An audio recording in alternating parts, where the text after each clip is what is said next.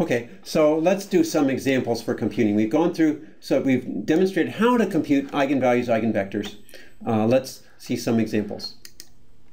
All right, now first of all, we want to make some couple of definitions that will be useful later. Remember, when you find the eigenvalue, take the determinant of a minus lambda I. Okay, so and this is the characteristic polynomial a. Now, actually, he calls this x, so I'll do x here. Okay, PA of x is the determinant of a minus x times I. Right, now when you factor this, it's going to factor into linear factors. Some of these factors will be to the first power, some will be to the second or to the third power. If you remember back here, when we factored this polynomial, there was this factor was to the first power, this factor was to the second power.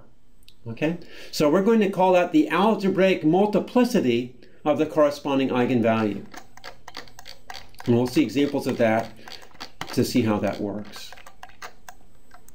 Okay. Right now, so another definition is geometric multiplicity. We know that we found the eigenvectors by taking the null space of a minus lambda I. Now the null space is a subspace, it has a dimension, so we're going to call the geometric multiplicity the dimension of this null space, which is the dimension of the eigenspace. Okay, so let's look at some examples and we'll observe the algebraic and geometric multiplicity of these eigenspaces. Okay. All right, so let's take a look at a matrix of size 4. Okay. Now, it turns out if you compute the determinant of b minus x times I, if you compute that determinant, then you'll come up with this polynomial. It turns out to factor this way. Okay, so what do we know? We know the algebraic multiplicity of 1 is 1 because it has one linear factor. The algebraic multiplicity of 2 is 3 because I have 3 linear factors. Okay, so if I want to compute the eigenvectors, what I want to do is I want to take the null space, remember I want to take the null space of b minus lambda I. All right, so if I have lambda equals 1, I'm going to take b minus 1 times I. So I subtract 1 from each diagonal entry. And this is what I get. When I row reduce, I get this row reduced form. You can see there's one free variable, so I'm going to have a one-dimensional null space.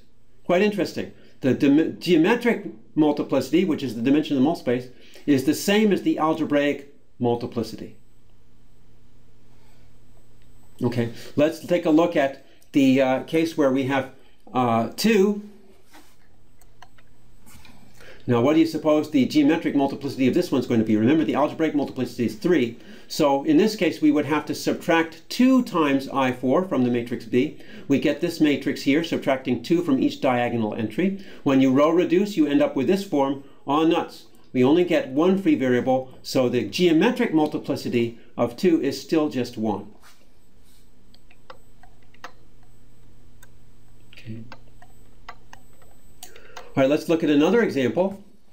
Here I have a matrix of size 4. Again, this can be computed by computing the determinant, hopefully with software. And you get this polynomial. Notice the algebraic multiplicities are 1, 2, and 1. Okay.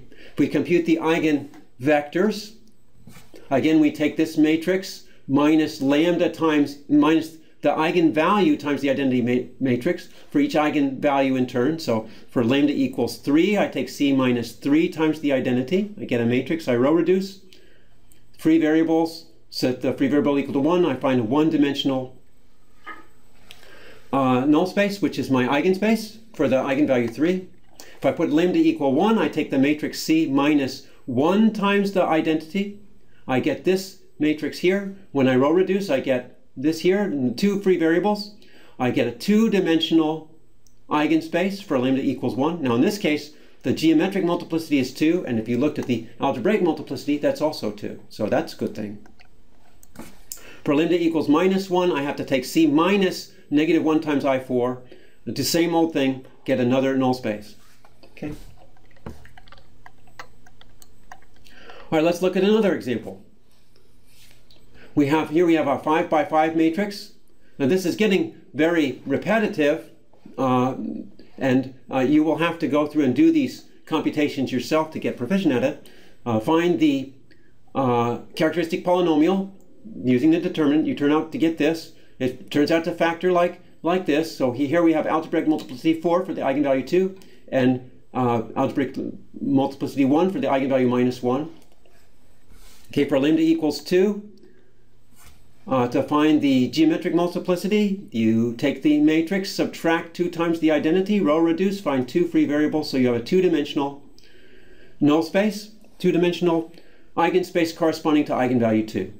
Okay, so here the geometric multiplicity is 2 when the algebraic multiplicity was 4, so those aren't the same. Okay, so in this case you just keep on doing this. I really think that these examples, you can see more examples, see how they work out. Let's take a look at some. This example is a good one, because here I have a. Hang on a second. Let me go back up a little bit. Here I have a matrix that has complex eigenvalues. Complex eigenvalues, a little more complicated. But if you use software, it shouldn't be any more complicated. You can still row reduce using software with complex numbers. Right? So here I have eigenvalue 2 with multiplicity 1, eigenvalue minus 1 with multiplicity 1, eigenvalue 2 plus I with multiplicity 2, eigenvalue 2 minus I with algebraic multiplicity 2. Okay. Now the real eigenvalues are pretty much the same. The complex eigenvalues you do exactly the same way. You still do this subtraction. In this case, for the complex eigenvalue 2 plus I, I'm going to subtract 2 plus I times the identity matrix. You still have this. If you have software, you should be able to row reduce. You still can do the same sort of algebra to get a one-dimensional null space. Okay.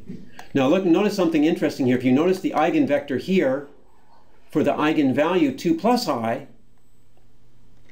and the eigenvector here for the eigenvalue 2 minus I, it turns out the two vectors are complex conjugates of each other. And furthermore, these two eigenvalues are complex conjugates of each other. So that's quite interesting. And we'll see more of that later. Okay. Another example, I don't think there's anything really new here. You can read through those examples. And we'll get some theoretical results that follow this. But for now, just focus on the computation. Make sure that you can do that correctly. Okay, that's it.